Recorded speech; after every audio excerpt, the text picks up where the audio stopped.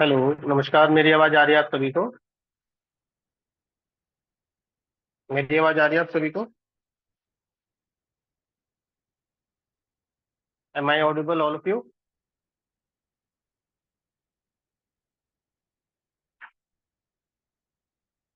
Hello. आवाज आ रही है मेरी आप सबको?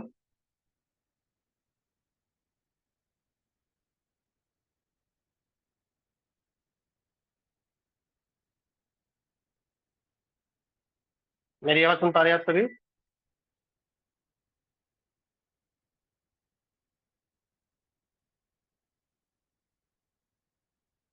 मेरी आवाज आ रही है आप सबको?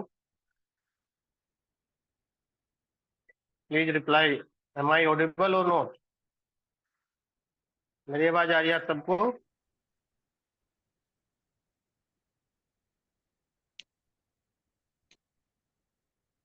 Hello.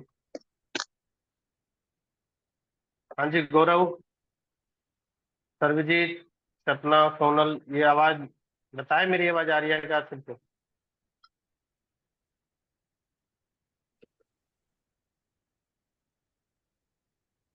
Please reply. Am I audible to you all of you और नॉट?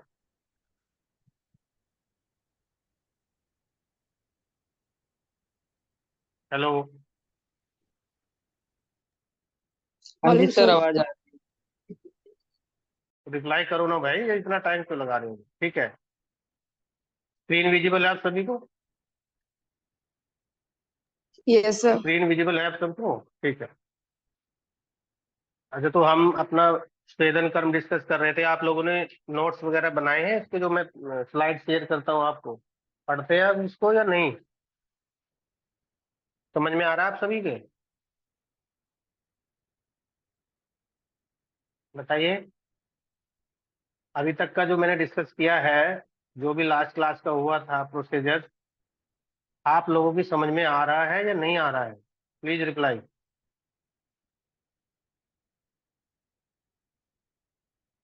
हाँ जी। कौन बताएगा लास्ट क्लास में क्या क्या डिस्कस करा था हमने? रिप्लाई कीजिए आप। ऐसे ब्लैंक नहीं रहा करते इसमें क्लास में।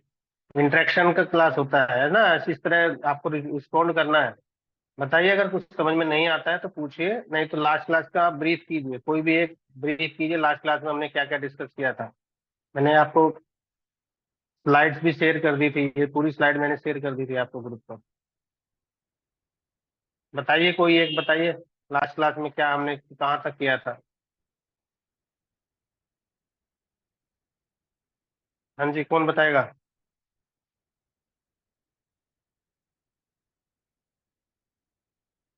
बताइए। वृक्ष श्वेद कर रहे थे ना हम, बालू का श्वेद हमने किया था सर। रेत की पोटली से किस प्रकार से मसाज की जाती है, क्या क्या इसके लिए मटेरियल्स हमें चाहिए होता है, कितने समय हमें करना होता है ना? तो ये पूरा हमने डिस्कस किया था लास्ट टाइम। याद आ रहा है या नहीं आ रहा है? आप लोग रिप्लाई नहीं करते हैं। रिप्लाई कीजिए आप। पूरा प्रोसीजर हमने किया था, ठीक है ना?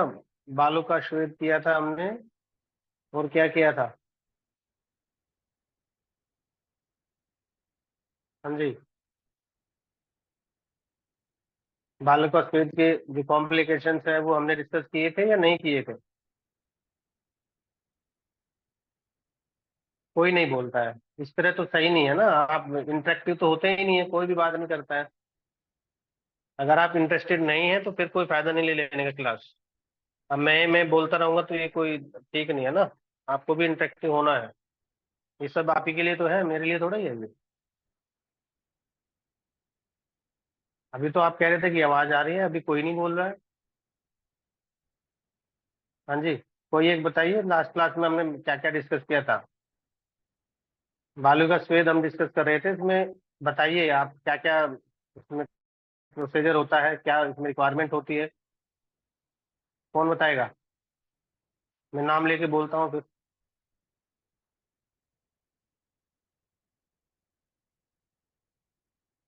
बताइए, कोई नहीं बोलता है।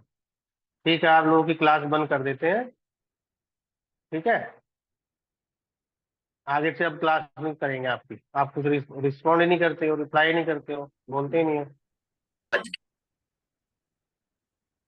मैं कुछ पूछ रहा हूँ, आप कौन बताएगा?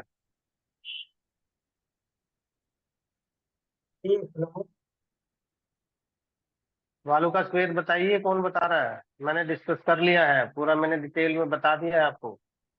प्रैक्टिकल भी शायद आपके हुए हैं, नहीं तो इसकी स्लाइड में आपको शेयर कर दी जाएगी, वीडियो शेयर कर दी जाएगी दोबारा से। वालू का श्वेत में क्या यूज करते हैं हम? ये एक प्रकार का ड्राई स्वेद होता है, ड्राई स्टीम, इसमें पे फर्मेंटेशन किया जाता है पेशेंट का। इसमें रेत बालू जो होती है वो यूज की जाती है, या फिर साल्ट, मोटा नमक जो सैंडल नमक होता है वो यूज किया जाता है।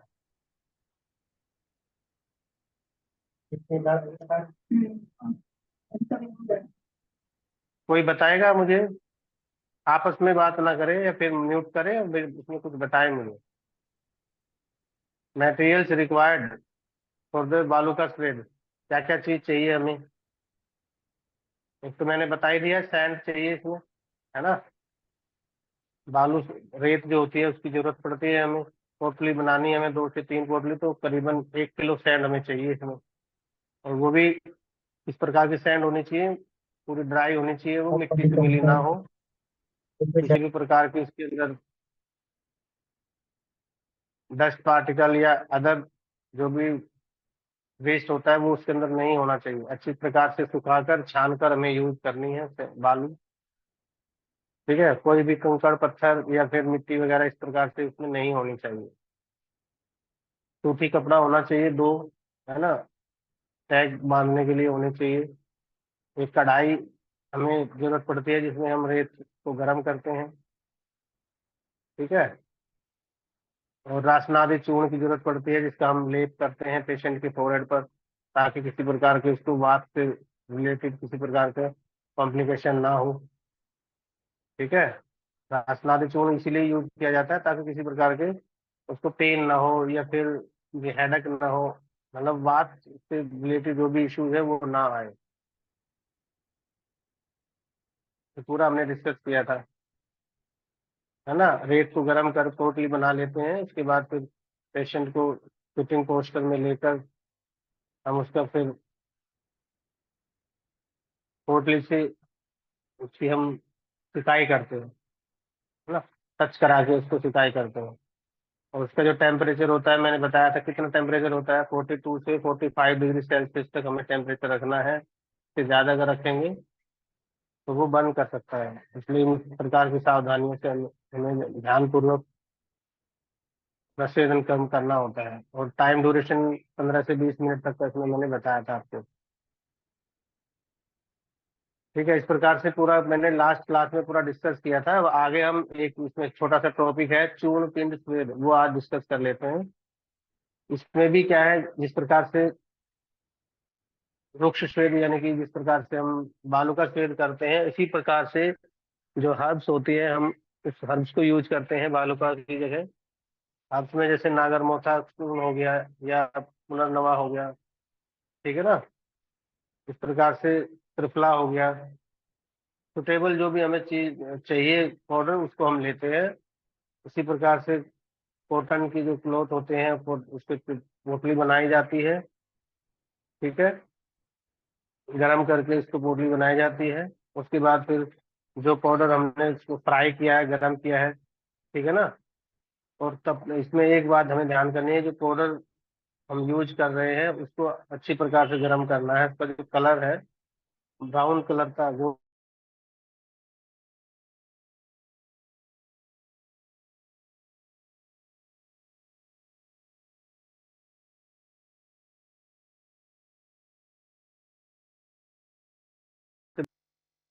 आवाज आ रही है मेरी आप सबको? Am I audible to all of you? Yes, sir. बीच में रिप्लाई किया करो भाई, ऐसे काम नहीं चलेगा, आप बोलते नहीं हो बिल्कुल। है ना। इंटरेक्टिव जब मैं कुछ पूछूं तो तब तो बोलना पड़ेगा ना, ऐसे तो बीच में ठीक नहीं है यस बोलना, सर, जैसे यस मैं बता सर। रहा हूँ। हाँ, जब पूछा जाए तो तब बोलना भी है, बताना भी है। मुझे कैसे पता लगेगा कि आप लोग सुन रहे हैं? ठीक है ना। तो चूर्ण पिंड स्वेद हम डिस्कस कर रहे थे। तो चूर्ण में कोई भी हर्बल प्रिपरेशन लेते हैं, जैसे मैंने भी बताया, पुनर्नवा का चूर्ण ले सकते हैं, नागर मोथा ले सकते हैं, है ना, त्रिफला ले सकते हैं। ये पेशेंट की कंडीशन के अकॉर्डिंग हमें लेना होता है। इसी प्रकार से पोटली बनाकर उसके हम ट्राई करते हैं पेशेंट की, तो चूर्ण स्वेदन उसमें चूर्ण पिंड स्वेद हम उसमें पेशेंट का करते हैं। इसी प्रकार से इसमें भी टेम्परेचर जो है 42 से 45 डिग्री सेल्सियस तक हमें रखना होता है। और पोटली को जो है, वहीं जो भी थेरेपिस्ट होता है वो अपने हाथ के ऊपरली तरफ, यानी कि डोर्सम ऑफ द हैंड, जो हथेली होती है उसको ऊपरी भाग पर टच करके चेक करता है कि टेम्परेचर ठीक है या नहीं है ना, ज्यादा गर्म नहीं होना चाहिए। ठीक है। और दूसरी बात, जो पोटली हम सिकाई करेंगे उस पे हमें रगड़ना नहीं है उसको, है ना, टच करना है, जस्ट टैपिंग करनी है, टैपिंग करके हमें उसका सेवन करना होता है। ठीक है।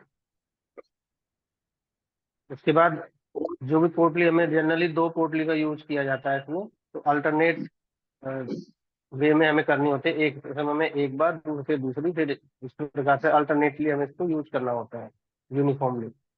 ठीक है, ताकि टेम्परेचर जो है, जिस टेम्परेचर पर हम इसको पोटली कर रहे हैं वो यूनिफॉर्मली मेंटेन हो सके। ठीक है। उसके बाद फिर जो भी प्रोसीजर होता है, जो चूर्ण स्वेदन जो हम करते हैं, वो करीबन 30 से 45 मिनट तक हमें करना होता है।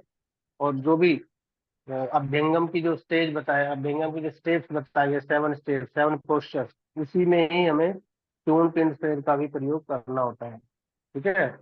पहले क्या होती है, सिटिंग हो गई, फिर हो गई सुपाइन, है ना, लेटकर, कमर के बल, फिर लेफ्ट लेटरल।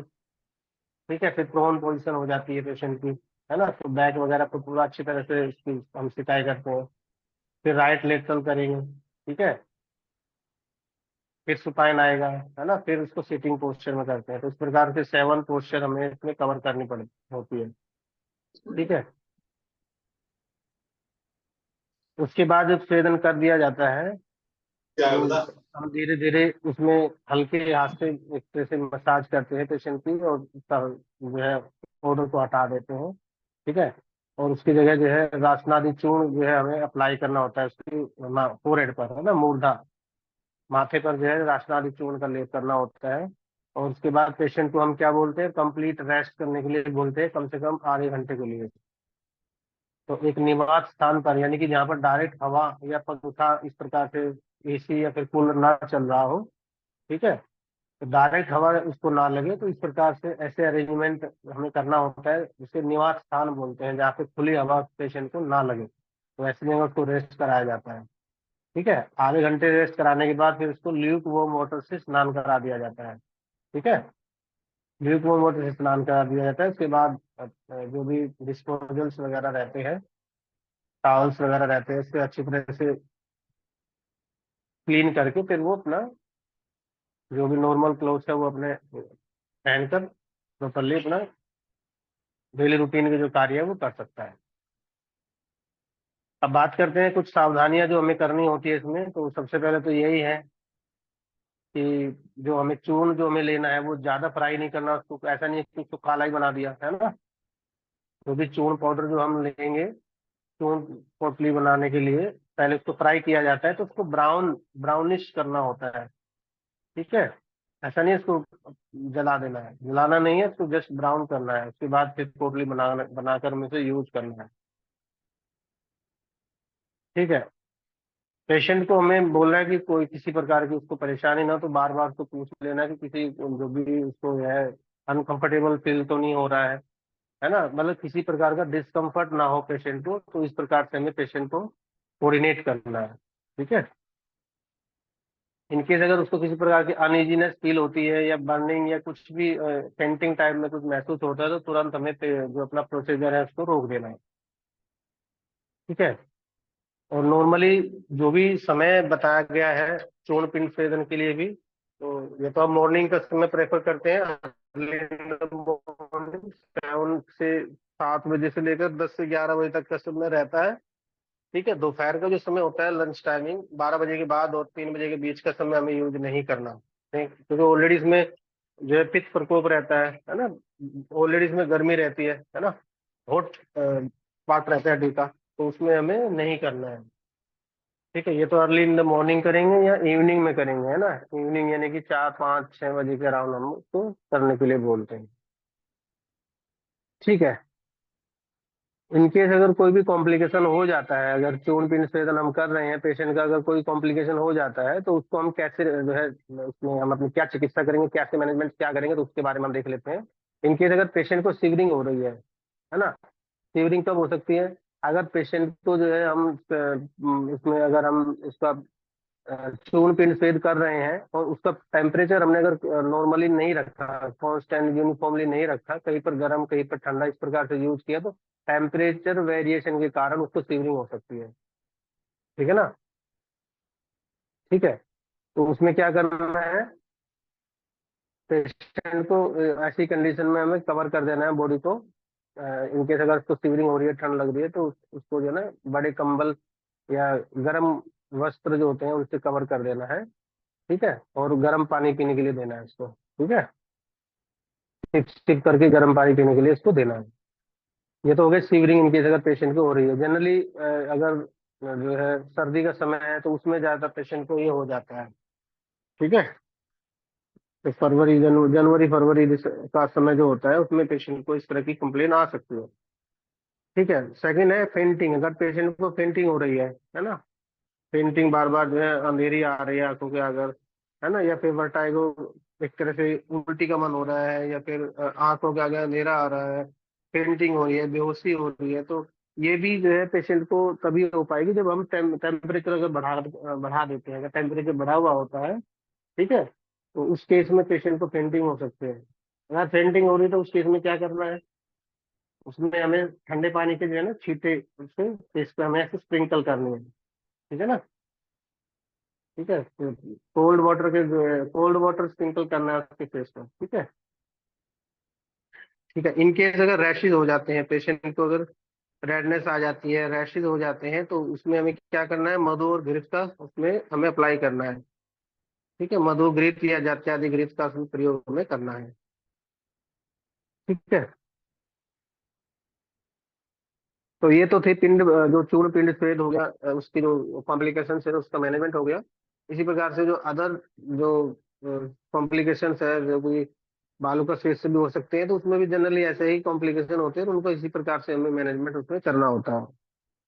ठीक है, अब बात करते हैं कॉमनली जो कॉम्प्लिकेशन होते हैं स्वेदन कर्म, जो पूरा प्रोसीजर किया जाता है स्वेदन कर्म, जैसे सस्टिक शाली पिंड हो गया, जंभीर पिंड स्वेद हो गया, है ना, पत्र पिंड पोटली स्वेद हो गया, ठीक है, स्टेक हो गया, शिरो या फिर नाड़ी स्वेद हो गया, जितने भी मतलब हमने अभी तक के डिस्कस किए हैं स्वेदन के जो प्रोसीजर्स हैं, ठीक है, उनमें जो भी कॉम्प्लिकेशंस आ सकते हैं, तो उनके वो हम अब देखते हैं, और उनका जो मैनेजमेंट होगा वो किस प्रकार से रहेगा वो आगे हम इसमें डिस्कस करेंगे। ठीक है, तो सबसे पहले तो यही है कि अगर स्वेद का अतियोग हो गया है ना, मतलब स्वेद का अतियोग का मतलब हो गया कि अगर उसको ज्यादा स्वेदन हो गया, ज्यादा स्वेदन कर दिया है, ठीक है, तो उसमें चिकित्सा क्या करेंगे, मतलब उसमें मैनेजमेंट क्या कर सकते हैं हम। ठीक है, तो इस प्रकार से सुलेख इसमें बताया गया है, चरक शारीर में बताया गया है कि स्वादु शीतम द्रवम स्निग्धम अन्नपानम तदाहितम, मतलब मधुर, स्वादु मधुर, शीत मतलब शीत, है ना, ठंडा, द्रव यानी कि लिक्विड, और स्निग्ध यानी कि लुब्रिकेटिंग जो है अन्नपान हमें उसको देना है, खाने के लिए देना है, वो हमेशा उसके लिए हितकर होता है ना। मधुर मतलब मीठा, ठंडा, द्रव लिक्विड, और स्निग्ध, है ना, जो उसको अच्छी तरह से स्निग्धता प्रोवाइड करे, लुब्रिकेटिंग हो, इस प्रकार से हमें इसको खाने पीने का जो है उसको देना है। ठीक है, और क्या करना है, शीतम शर्करम मंथम जांगलान मृग पक्षिणा, और इसमें बताया कि शीतम ठंडा, है ना, शर्कर, शर्कर का मंत्र जो बनाते हैं, शर्करा जो है ना पानी में घोल के उसको दे सकते हैं। ठीक है, और क्या दे सकते हैं, जांगलान मृग पक्षिणा, जांगल पशु पक्षियों का जो मांस होता है वो उसको, अगर इनकेस अगर वो नॉन वेजिटेरियन है तो उसमें हम उसको दे सकते हैं। नेक्स्ट क्या है, घृतम पेयम स शाल्यम अन्नम भजनम ग्रीष्म न सीदती, है ना। तो इसमें ये बताया घृत, है ना, पीने के लिए घृत देते हैं। ठीक है, सलाका में भुना हुआ जो है ना उसको मांस वगैरह देते हैं, और ग्रीष्म में जो है उसको इस प्रकार की चीजें नहीं देनी, ये इसमें बताया गया है। ठीक है, तो इन जनरली हम देख लेते हैं तो क्या करना है, इन केस ऑफ एक्सेसिव स्वेदन, है ना, अगर ज्यादा स्वेदन हो जाता है तो ग्रीष्म ऋतुचर्या शुड बी अडॉप्टेड, है ना। ठीक है, the following procedure should be followed, the food which is मधुर शीत द्रव स्निग्ध इज टू बी गिवन। ठीक है ना, मतलब जो ग्रीष्म ऋतु में जो हम ठंडा खाना पीना करते हैं, ठंडा पानी पीते हैं, है ना, शीतल द्रव्य का प्रयोग करना होता है, तो उसी प्रकार से हमें अपनी दिनचर्या अपनी अडॉप्ट करानी है पेशेंट को। तो ठंडा खाना पीना उसको लेना है ना, शीतल पे पदार्थ लेने हैं, ठंडे इस स्थान पर उसको रहना है। ठीक है, गर्म चीजें को यूज नहीं करना, ज्यादा स्पाइसी फूड वगैरह यूज ना करे, है ना, इस प्रकार से उसको बोलना है। ठीक है, तो फूड कैसा, खाना पीना कैसा होना चाहिए, मधुर होना चाहिए, मीठा, है ना, स्वादु होना चाहिए, शीत होना चाहिए, लिक्विड होना चाहिए, स्निग्धता पूर्वक होना चाहिए, है ना। जूस वगैरह हम दे सकते हैं। ठीक है ना, juice made of cold water and sugar should be, है ना, मतलब ठंडे पानी में अगर शर्करा जो होती है, शुगर मिलाकर उसको दे, है ना, शरबत जिसे बोलते हैं, वो पीने के लिए देना चाहिए। ठीक है, लवण, है ना, लवण, अम्ल, उष्ण, कटु द्रव्य शुभ नोट, जितने भी एक तरह से उष्ण द्रव्य है, यानी उष्ण मतलब जो गर्म चीजें हैं खाने के लिए, स्पाइसी है, मिर्च मसाले है, ज्यादा नमक का यूज हो गया, खट्टे पदार्थ हो गया, जैसे अदरक वगैरह का सेवन हो गया, काली मिर्च का सेवन हो गया, है ना, इस तरह के जो स्पाइसी फूड है वो उसको नहीं देने। ठीक है, क्योंकि उनसे क्या हो जाएगा, बॉडी के अंदर और एक तरह से पित्त प्रकोपित हो जाएगा, क्योंकि ऑलरेडी इसको जो है ज्यादा दाह हो गया है, ज्यादा एक तरह से स्वेदन हो गया है, तो पहले से ही इसके शरीर के अंदर गर्मी है। तो जो भी स्पाइसी फूड इस प्रकार से दिया जाएगा तो उससे और ज्यादा जो है इसको परेशानी हो जाएगी। तो इन चीजों को हमें ध्यान रखना। नेक्स्ट क्या है, पेशेंट शुड कैप इन दी शीत गृह, है ना, ऐसे स्थान पर रखना है जहाँ पर ठंडी जो है वातावरण उसका रहे। ठीक है ना, जैसे इनकेस अगर ऐसे पेशेंट को अगर नॉर्मली कुछ ऐसे रूम में रखते हैं तो उसमें प्रॉपरली जो है ना ठंडा माहौल बना रहे, तो कूलर वगैरह चल रहा हो, है ना, इस किसी प्रकार की उसको ऐसी गर्मी महसूस ना हो, तो ऐसे हमें उसको वातावरण देना है। ठीक है, और क्या करना है, his body should be smeared with paste of chandan, मतलब चंदन का लेप वगैरह भी हम कर सकते हैं, चंदन ठंडा होता है ना, शीत होता है। ठीक है, तो चंदन भी जो है उसके जो भी बॉडी पार्ट है उस पर हम लेपन कर सकते हैं चंदन का। ठीक है, और क्या कर सकते हैं, द ट्रीटमेंट फॉर पित्त शमक एंड रक्त शामन शुड बी अडॉप्टेड, तो ऐसा हमें चिकित्सा देनी है जिससे उसके जो बॉडी का गर्मी है, पित्त जो है वो शांत हो। ठीक है ना, और रक्त रक्त दूषित अगर उनके इसमें है, ठीक है ना, क्योंकि रक्त और जो है पित्त उनका स्थान एक ही बताया है, अगर पित्त दूषित होता है तो रक्त भी दूषित होता है, ऐसे बताया गया है। तो ऐसे द्रव्य और ऐसी जो है उसका वातावरण और ऐसा उसका जो है ना दिनचर्या और जो भी परिचर्या उसकी ऐसी बनानी है जिससे पित्त और रक्त दोनों शांत हो। ठीक है, ये इसको हमें कराना है। ठंडा पानी जो है उसको जो है ना, cold water should be sprinkle, छींटे वगैरह मारने हैं उसको बॉडी पे, फेस पे छींटे जो है ना, ठंडे पानी का यूज मेनली कराना है। ठीक है, हेड लो पोजीशन मेंटेन करानी है, अगर पेशेंट को ज्यादा अनइजीनेस हो रही है तो ऐसे रूम में उसकी जो बेड की पोजीशन होगी, ठीक है ना, वो इस प्रकार से हमें करनी है ताकि उसका जो हेड रीजन है, मतलब upper part of the body है, वो थोड़ा सा टिल्ट हो, नीचे की तरफ हो। ठीक है, ठीक है, इससे क्या होगा कि ब्लड फ्लो प्रॉपरली मेंटेन रहेगा और जो है बीपी हाई नहीं होगा उसका। ठीक है, और क्या कर सकते हैं, कोल्ड वाटर टू ड्रिंक, ठंडा पानी पीने के लिए दे सकते हैं, management of the dehydration, in case अगर उसके अंदर पानी की कमी हो गई है। ठीक है ना, डिहाइड्रेशन अगर पेशेंट के अंदर है, गला सूख रहा है, ड्राइनेस है, गला सूख रहा है बार बार, तो उसको पीने के लिए पानी हम देना है, मतलब डिहाइड्रेशन एक तरह से होता है ना, जैसे भाई पेशेंट के अंदर अगर पानी की कमी हो जाती है तो उसको हम प्रॉपरली फिर हाइड्रेटेड करते हैं, नारियल पानी वगैरह देते हैं, नींबू पानी वगैरह देते हैं, ठंडा पानी पीने को देते हैं, इस प्रकार से हमें इसका मैनेजमेंट करना है। दूसरा है, इन केस ऑफ एक्सेसिव स्वेद विच में कोज भ्रम, अगर पेशेंट को ज्यादा स्वेदन कर दिया गया है तो उसको गिडीनेस महसूस होने लगती है, या मूर्छा यानी फेंटिंग अगर हो जाती है या जलन हो रही है, तो उस कंडीशन में क्या करना है, जो हमें इमीडिएटली जो है ना पेशेंट को ऊपर बताए गए जो भी प्रोसीजर्स है उनको हमें अडॉप्ट करना है, तो ठीक है। इन केस ऑफ स्पॉट, यानी कि अगर पेशेंट में छाले वगैरह पड़ जाते हैं बॉडी पर, है ना, बॉडी पार्ट पर या लेग्स पर, है ना, छाले पड़ जाते हैं, ब्लिस्टर्स पड़ जाते हैं या वर्न कुछ हो जाता है, ठीक है ना, तो उसको जो है ना प्रोसीजर जो होता है, जो भी उसको किया जा रहा है, वो तुरंत हमें रोक देना है और वहाँ पर सदोष घृत वगैरह, जात्यादि घृत या जात्यादि तेल का यूज करके जो है उसको हमें ट्रीट करना है, ठीक है।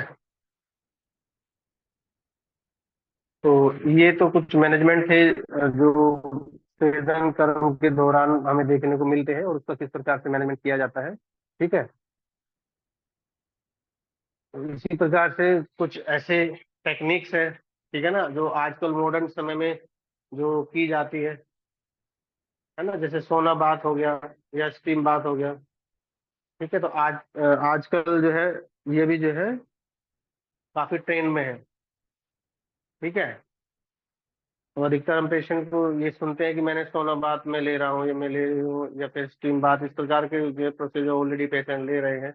तो वे होते क्या है एग्जैक्टली, है ना, तो उसकी का मतलब क्या उसका लॉजिक है, ठीक है। व्हाट इज द प्रिंसिपल, इसके पीछे प्रिंसिपल क्या है, कैसे काम करता है सोना बाथ, ठीक है, और किससे किसे दिया जाता है, इंडिकेशन क्या है, कॉन्ट्राइंडिकेशन क्या है, ठीक है ना। तो इस प्रकार से जो प्रोसीजर्स है सोना बाथ, ठीक है ना, स्टीम बाथ, तो उसको हम आगे डिस्कस करेंगे।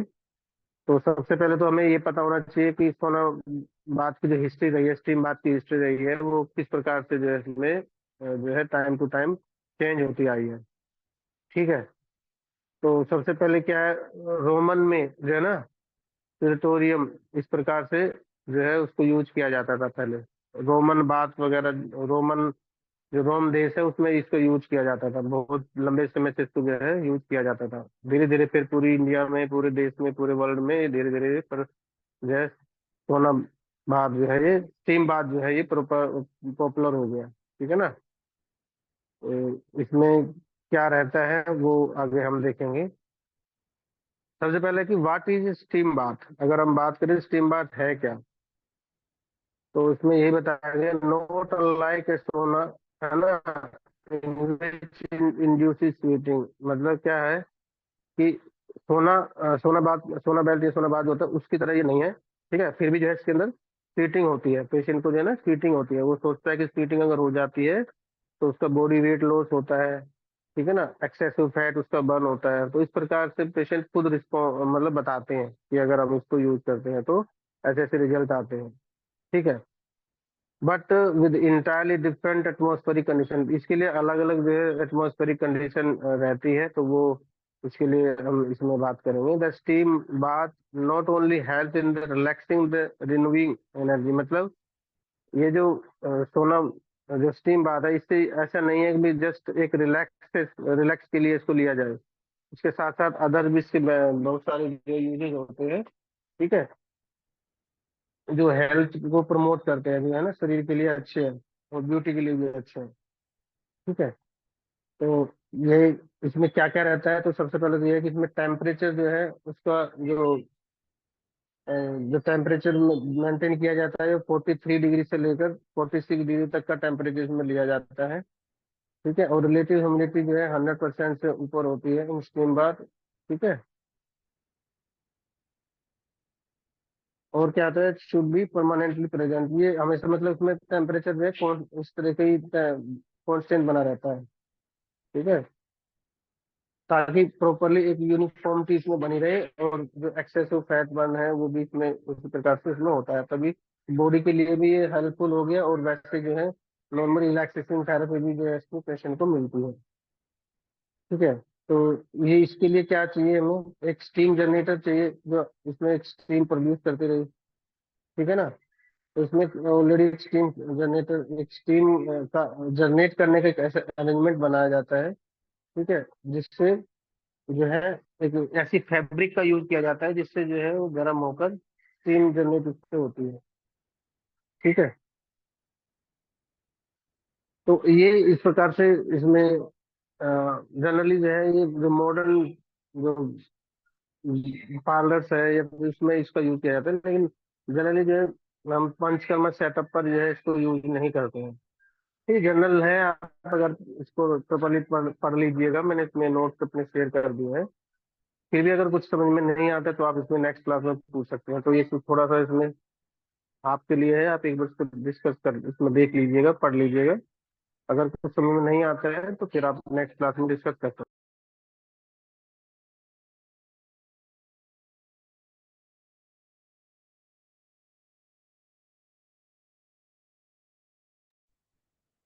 तो आज के लिए इतना ही।